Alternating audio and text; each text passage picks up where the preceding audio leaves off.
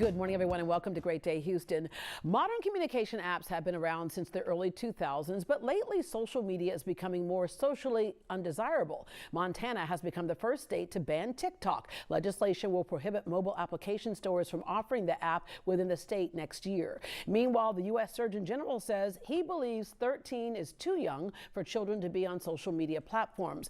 And one of the founders of AI says we don't need to pause the use of this technology. Instead, we need to shut it down. And then there's that alternate reality known as the Metaverse. There are lots of benefits to tech, as we know, but our first guests want to make sure we're also aware of how it can work against us. Rania Makarios is the CEO of Crime Stoppers Houston and the author of The Online World, What You Think You Know and What You Don't. And Dr. Cesar Wright is the head of Microsoft's EPIC program and a professor over digital initiatives at the University of St. Thomas. Good morning. Good morning. Okay, a whole new world. Right? Okay, let's start with TikTok and the security concerns. The hard thing for people to understand when you're looking at TikTok, you get caught in it. You get in a rabbit hole. It's all so fun. So why is this a problem? I think people, because they're so completely opposite, super fun, but warning. People don't pay attention to that. Well, states are issuing warnings, and you see legislation coming into effect because they think there are security concerns in terms of countries, different countries, China in this case, owning property, owning your personal information, knowing where you live, what you like, what you want to consume.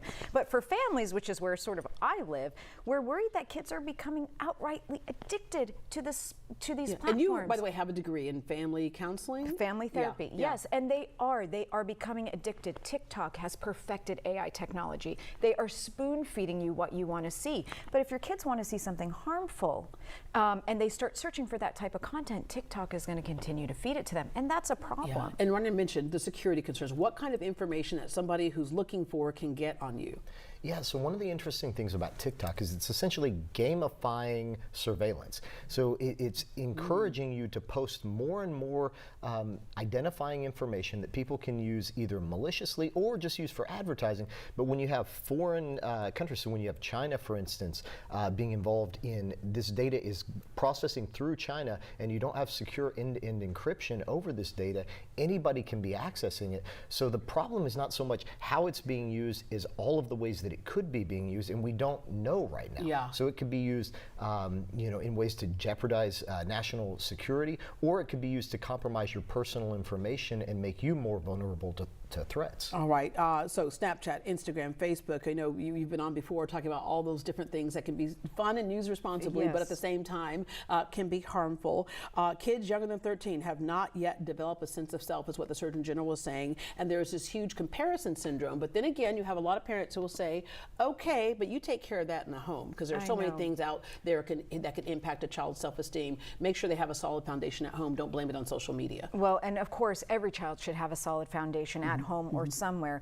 But we know the reality is kids do not develop. This is puberty. This is changes in brain development and body. They're not fully developed until they're 21 to 25 years old. So when they jump into the social media space at such a young, impressionable age, and they find they're comparing themselves to other people, there's this feeling, the sense of body dysmorphia, of suicidal thoughts and ideation, because they don't have the life that other people have. And then a step further, people find what we call a herd. For example, with a lot of school shooters, we found that they found others who felt the same way, that almost validated their future actions.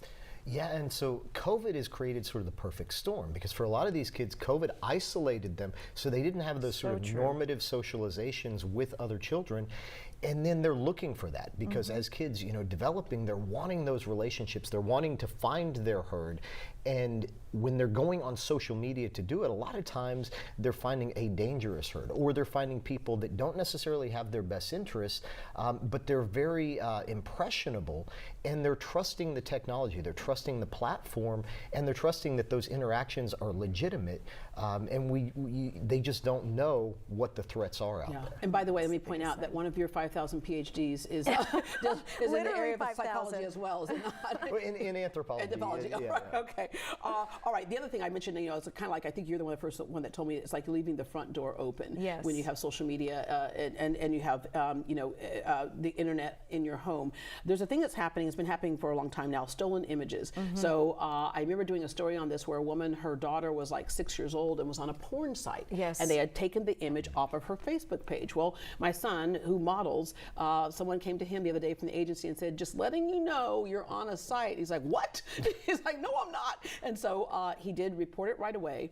And it was off within 48 hours. So you have to keep vigilant. But, you know, Dr. Wright, one of your things is make sure you have this conversation with your kids beforehand, because you're going to post pictures. We're all posting pictures. That's what the sites are for, like Instagram and stuff like that. But have the conversation beforehand, not to freak out if someone says, hey, you're on this compromising site. Yeah, I think a lot of parents are having the conversation about be careful what you post, but there's only so far that can go. Right. Because anything you post can be recontextualized and used in different ways.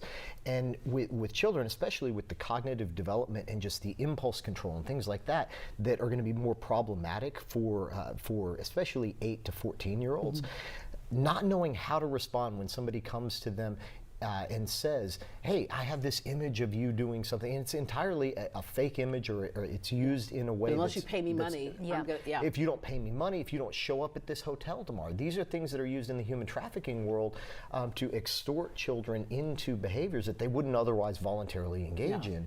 And so having those conversations in advance so that when it happens, your child is prepared, that is key. And explaining to them, here are some of the risks, here's some of what may happen, and it's not your fault if it does. Come to us. Come to us and give an action plan. Yes. So the interesting thing about AI now is you can generate fake images. Yes. So the only good thing about that is they won't be, you know, snagging your children's images, right? But there can be fake images, and so you have no idea who you're having a relationship with. Right. So you may think that this is, oh, there's the sales guy, you know, Arnie, and he's gonna come to your house and take. I just need your social security number first. But they can even generate what looks like a trusting face, right, for whatever they're using it for. And so you have no idea who you're sending money to or supposedly having a relationship with. And they don't only create fake images, they use voice cloning. So they might be cloning the voice of a young girl or of an older man, grandpa-ish or whatever you might think, and it's really not. Technology can take them anywhere and expose your kids to anything. Speaking of, let's get into this alternate universe, the Metaverse. Okay, this thing is crazy. So I knew what people were, I heard what people were talking about. And Dr. Wright, you have a class that you're working with at University of St. Thomas where you're doing a lot of research on what people are doing. Okay, explain to people what I'm doing right now and and what the problem is with it. Yeah, no, I got it. No, I'm good. Here, all right, you got it. Okay, you got it. Okay, there you go. Okay, I need my controllers. All right. Controller, where's my other controller? Okay, there we go. Okay, I don't even know how to use these right, but explain to me what's happening here. Okay, so once you put this headset on, you're essentially joining into a fully immersive, interconnected world. So you're connecting with people potentially all over the world. You have no idea who those people actually are. You're creating a persona, an avatar that represents you, and you're able to create whatever you want and be whoever you want in this world, which is amazing for some people, especially for maybe people with disabilities or who are unable to get out and interact and socialize. This opens an entire new world of possibilities. What's your name? Oh, sorry. All right. But then who is Deborah saying hi to? So we don't know. And that's the reality, is you can be whoever you want, but so can other people. Yeah. In fact, when I was doing this yesterday, someone came up to me and they had a Kansas City, I think, Royals t-shirt on. And I said, no, go Astros. Well, I just gave away some information. So if you have a young child who's giving away information, there we are, who gave away some information, some people are literally seeking that information to build, I guess, a case to trap you. Yeah, exactly. And one of the things that happens when you're on regular social media, there's a mediating device. You're looking at your screen, you're looking at the device, and you're aware that that's a separated engagement. When you're in the metaverse, it feels real. It feels like you're in the room with people. So it's very easy to have conversations and let things slip. And you may not do it all in one conversation. It may be an extended engagement. 10, 15 times you've talked to this person. Yes, grooming. Yeah. And that's for kids, and for women, it's particularly dangerous. The ability of people to gain insights into your life and then use those in a variety and because of ways. It's cartoon looking, your guard is down. Yes. You're not talking to a real person, but you really are talking to a real person. Well, and you think it's entertainment. Yeah, exactly. So everyone's there to have fun. Yeah, and you know, one of the things, Dr. Wright, that you pointed out is like a lot of parents think, okay, I've seen a little cartoon world, my kid's in the room with me, it's all safe. but you really don't know who they're talking to. You have no idea. You're looking at your kid and you think, okay, my 6-year-old's wearing my headset and they're in the room with me, they're safe. What they're looking at is an entire universe. It's not your headset, it's the 6-year-old's headset. Right, it's their headset. Yeah. But they're looking out, you're seeing them in your room. They're looking out in an entire universe of people and you have no idea who those are. And you wouldn't just set your child down in a stadium full of people and just leave them alone to interact. Right. So why would you do it in the virtual world? Yeah, that's a good point. A lot to be discussed on the metaverse.